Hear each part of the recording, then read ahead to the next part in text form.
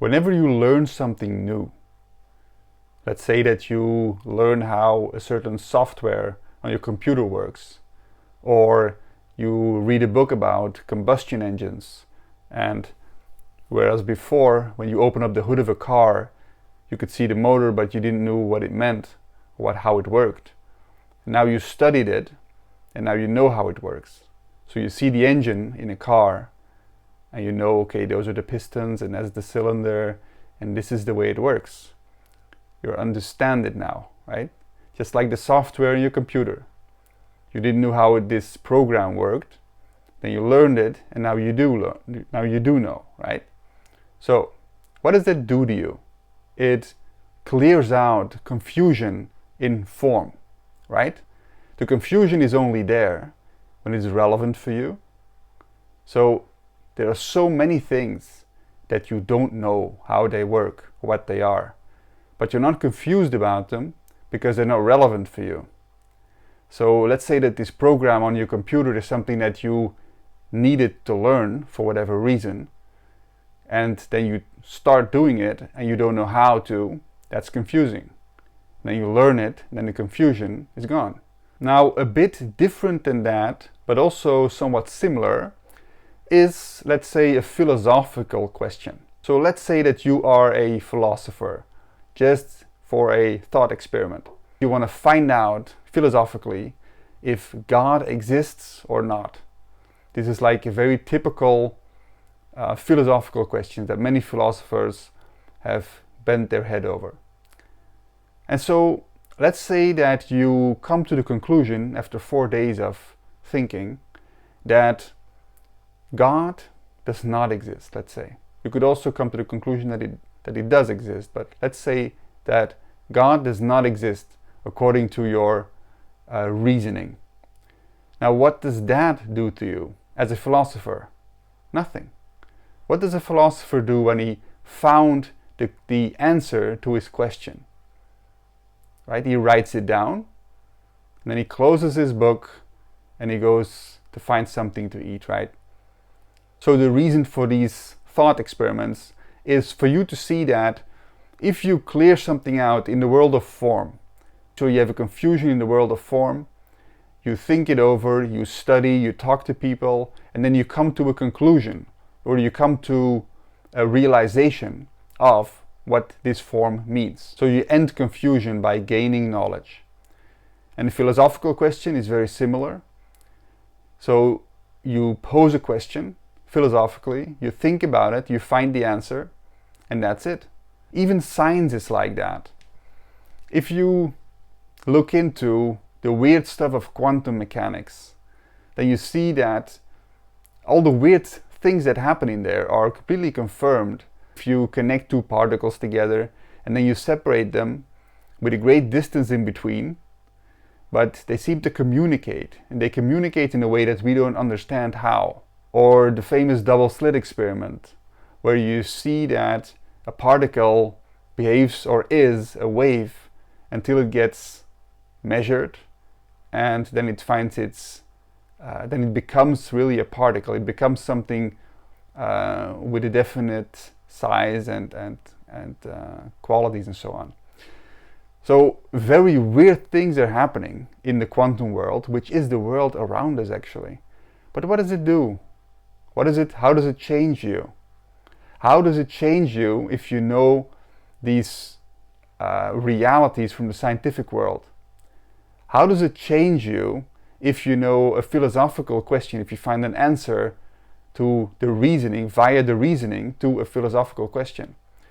Or how does it change you when you get clarification of forms around you? It doesn't, right? It does not change you. It changes how you work with things.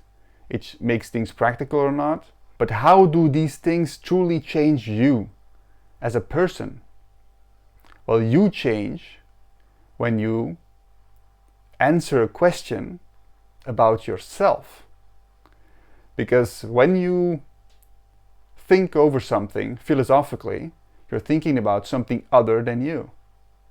When you think about form in the world, of course, you think about something other than you. Even science is other than you.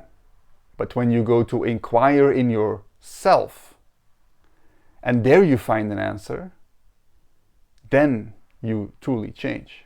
Because now you are inquiring in you rather than in the world. The philosophical world, the world of form, the world of science, doesn't matter. When you change the world, you don't change you. But when you inquire in yourself, then you do change you.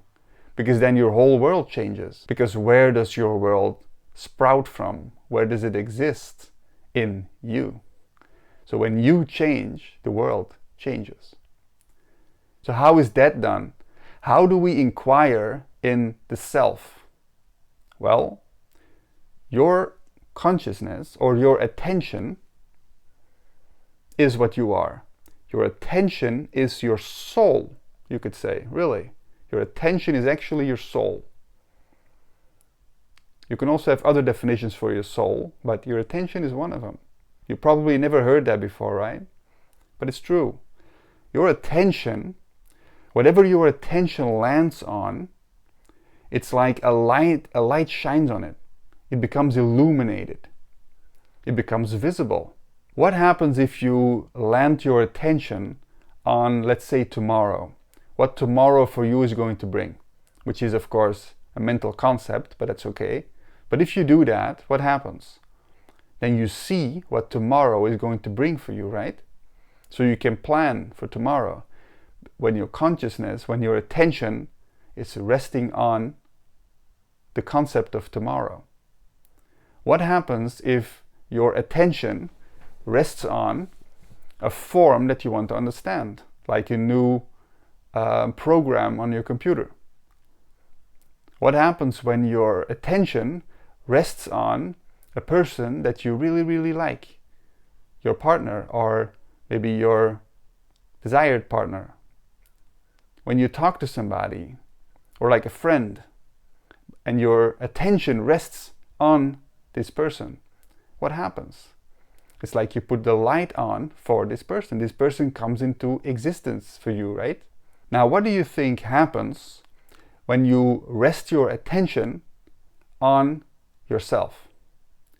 Now, I'm not talking about your body, not talking about your mind, but I'm talking about that which is prior to your thinking, that which is aware. So attention is turning back on itself. Attention looks at attention itself. It sounds very difficult, isn't it? But it's not difficult, it's a bit tricky. It's a bit tricky because we're not used to it. But everybody can do it with a little bit of practice. But when you rest your attention on attention itself, on consciousness itself, then you illuminate yourself. And what happens? Yourself becomes visible. And that is how you truly change. And that is so amazing to do. It's like beyond amazing.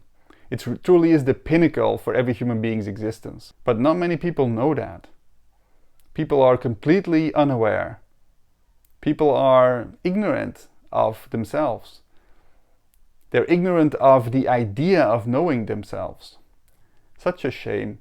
But many people are waking up to this, though. I think right now on the planet there is the potential for awakening like never before, for various reasons, which I won't go into now in this video. So yeah, I'm going to leave it at that.